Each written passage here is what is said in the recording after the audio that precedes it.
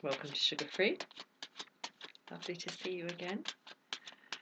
I wasn't going to do a reading today because it's Saturday. Done a reading for the weekend. Done a reading for the month of October. But while I was meditating this morning, I had a really, really big download, as it's called.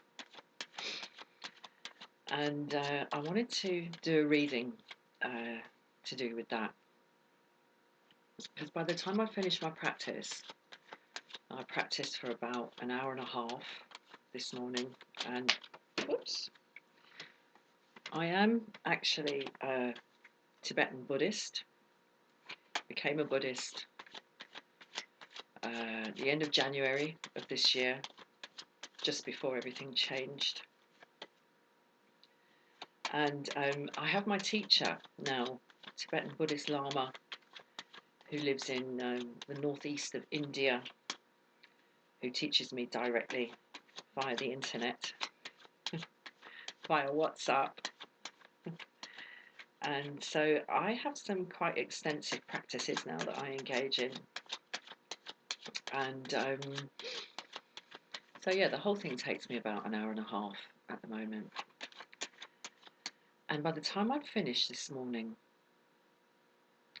I just said out loud, the spell is broken, it's over. The big spell has ended, it's been broken. And the spell I'm talking about, I don't know who did it, but I know the kind of people who did it. And it was done about 45 years ago, something like that. And it was done on the whole world. And it was done by the kind of people who pursue power for their own personal gain, for no other reason than that. And the whole world has been has had this spell cast. Generations have played out, and we've come to a point where the pursuit of wealth and power for its own sake and for personal gain has been kind of framed as a moral good in itself. And of course we're seeing now that it doesn't work. Take that. It doesn't work. We know from the geography that it doesn't work, and the ecology, it doesn't work. And now the impact of this pandemic, whether you think it's real or not, is in this context irrelevant. It's about the impact of it. And that is going to be playing out for a long, long time. It's a disruptor, a major disruptor.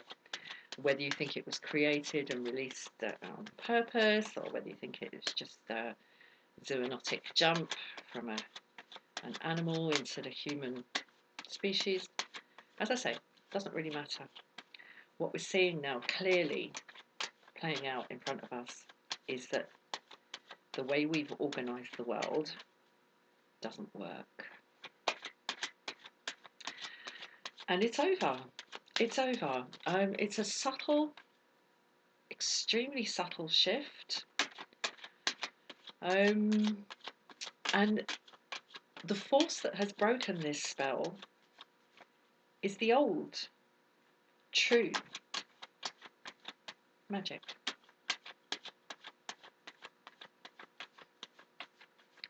Never went away. And a tipping point has been reached. And we're out the other side.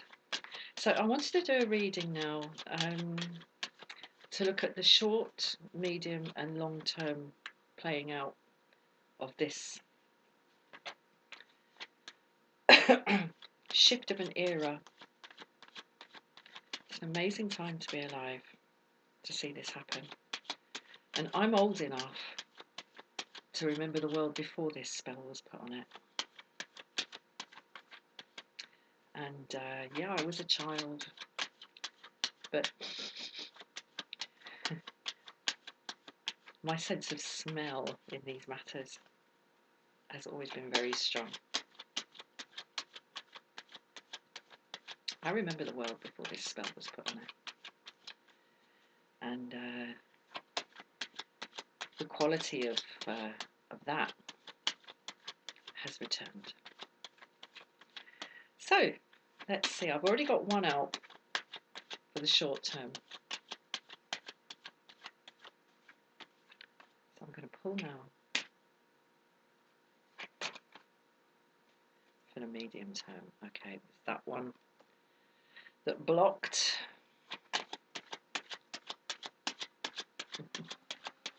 It's all good. It's all good.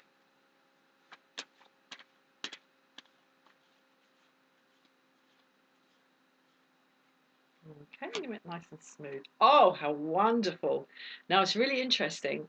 When the medium term one, blocked, and I looked down and pulled it, the one sitting under it was the one that has now shown itself for the long term. So I'm going to go for that one first. The sun. The sun. Medium term, no, let's go for the short term. Short term, we have the Hierophant. Medium term, we have the moon. Okay, and at the bottom of the deck, death.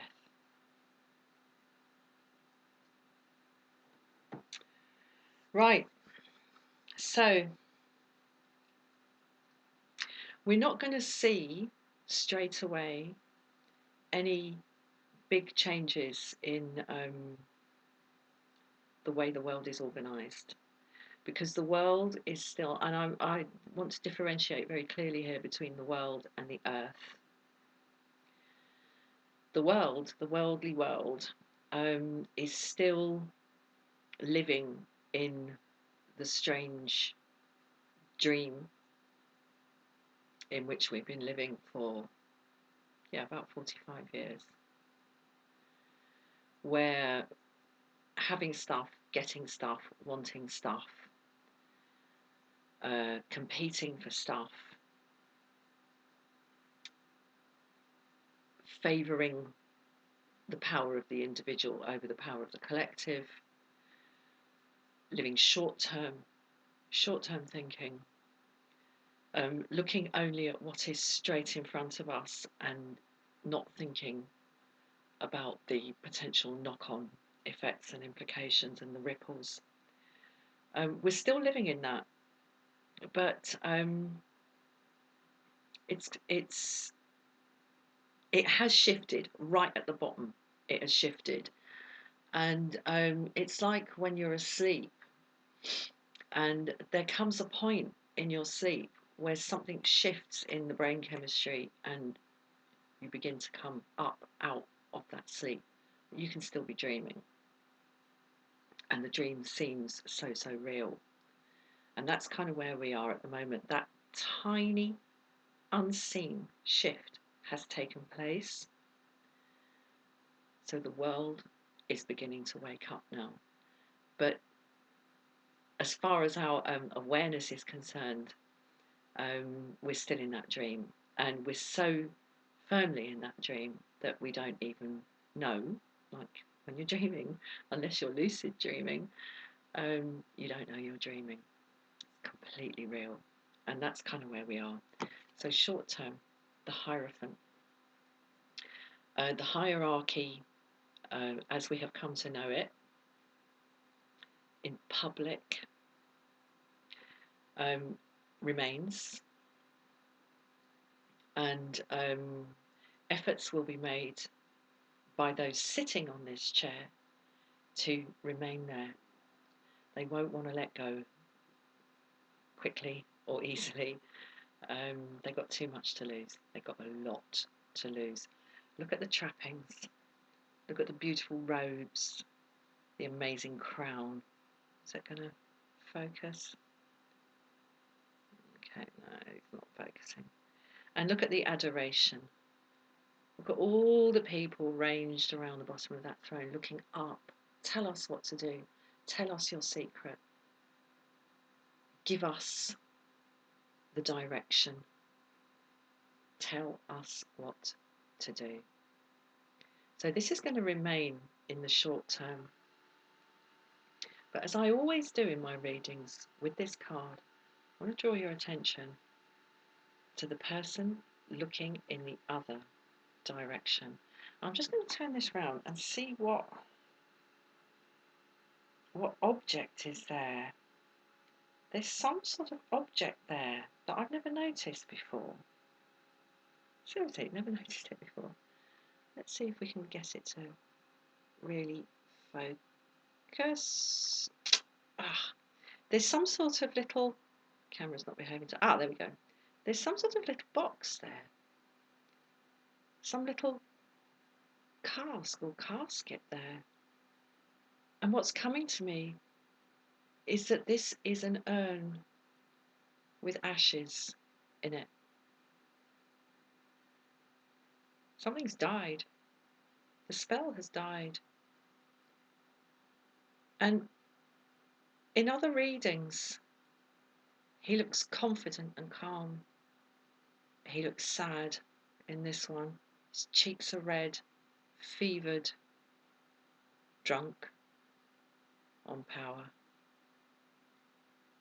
Hands very white. Not a whole lot of blood getting there. Okay. So as I say, the shift has happened. But it's as tiny as a change in brain chemistry when we're asleep. It's as tiny as that, as imperceptible as that. And yet the sleep is coming to an end. The dream is coming to an end. And out the other side of this, once we're fully awake, is the sun. So pleased to see that. In the meantime, the moon. Obscuration, illusion, borrowed light. The moon doesn't have its own light, obviously. It shines with borrowed light. We have a watchtower here. And the Hierophant, the Hierophant goes to hide in that tower to watch, see what's coming and going. But the forces of nature there in those dogs. And dogs are really interesting as they're in their representation here, because they are animals, and as such they're kind of wild, but they're domesticated, so they kind of straddle two worlds, these dogs. But these dogs have left the hearth, they've left the rug, they've left the porch, and they've gone out to howl at the moon. They're kind of a little bit insane at this point. And the lobster, I just want to have a look at what the lobster is sitting on. Okay, I think it's a mirror. It's either a mirror or a shield. But the fact that it's so light, I think would make it a mirror. So we have reflection here. We have the image and the reality. We have the juxtaposition of those two things. And that's very like the image and the reality of the light ostensibly shone by the moon, which of course it doesn't shine at all. It merely reflects it like a mirror. And the lobster here represents ancient knowledge. Lobsters have a genetic speciality. Well, I've looked this up. They are extremely long-lived, and they live at the bottom of the sea, where they can't be seen, and they have something in their DNA that makes them live an incomparably long time. In relation to other crustacea and other creatures, they've got this strange thing that means they live a really, really long time. So bit by bit by bit, this lobster has come up out of the water that we can see there being watched over by that watchtower, and come up to the surface to drape itself over that reflective instrument that it's lying over. And the quasi-domesticated servants, represented by the dogs, are losing, they're going feral, basically. So there's confusion, there's attempts to control via this watchtower, and yet the ships come and go. The world goes on, but not under this authority. The old authority has re-established itself after 45 years. And it's happened this weekend. And it's nothing to do with any particular individual. It's nothing to do with any particular organisation. It's far, far, far more subtle than that. It's a shift in the energy. And I've been waiting for it my whole life. And it's come. So there's a period of instability, confusion, illusion, clouds being drawn over the light, borrowed or direct.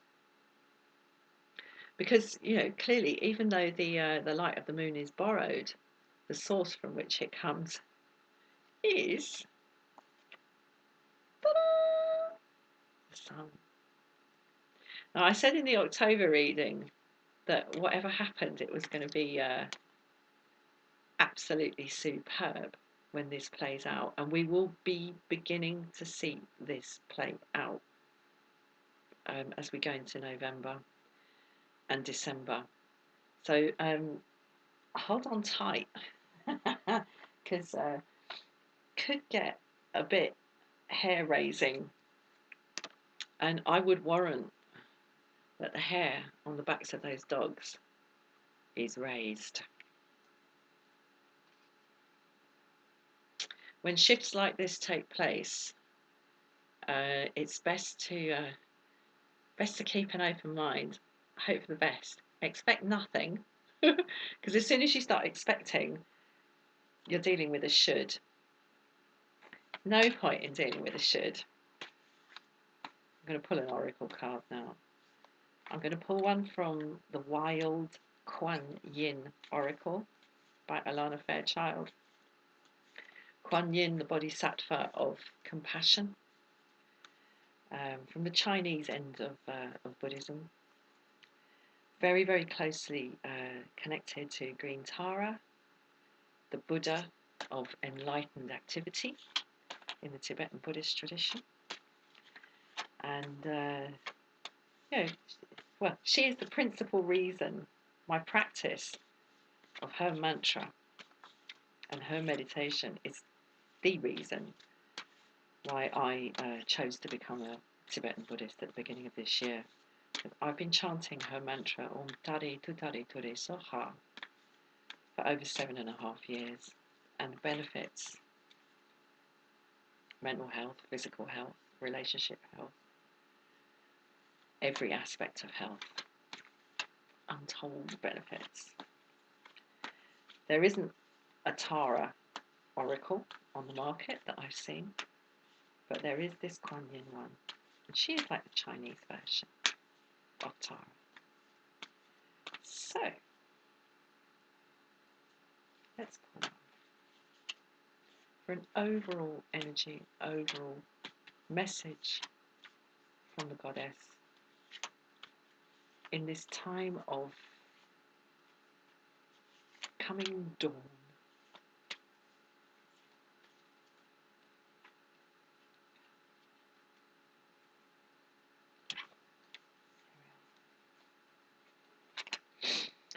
Okay, we get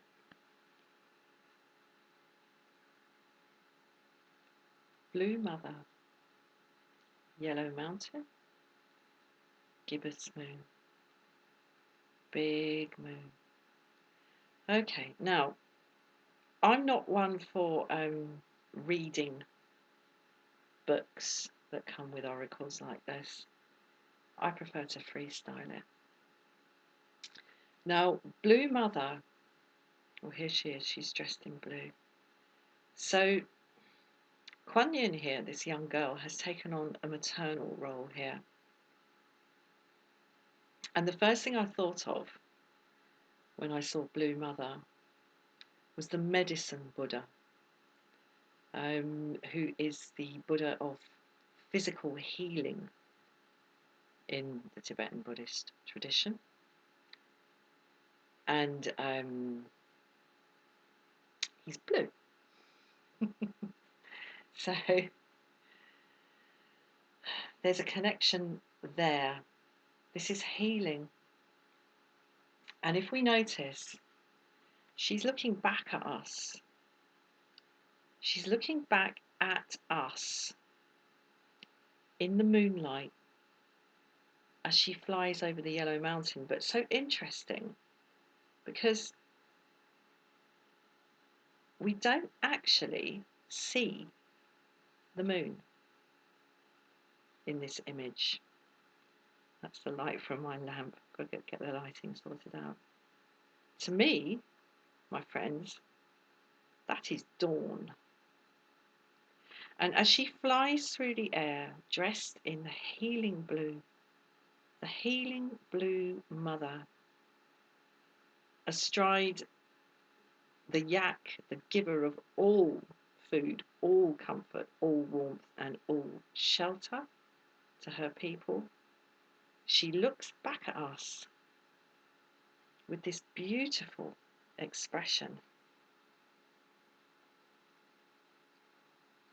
of expectancy and hope as she flies towards the dawn. It's all good, my friends.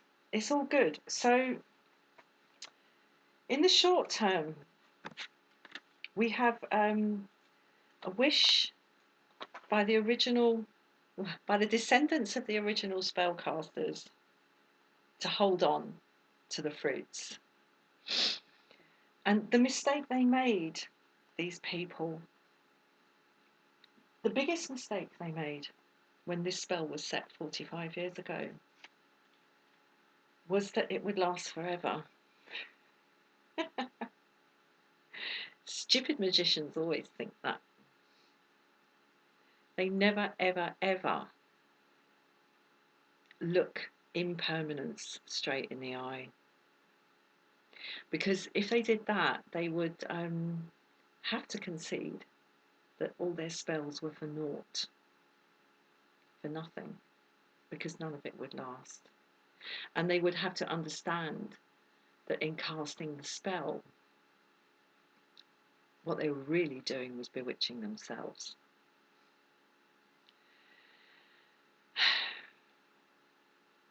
What a bunch of silly sausages. Never mind. The old truth, the old magic has prevailed. So hold on tight, love each other, smile, and enjoy the coming dawn. Thank you for watching. Namaste.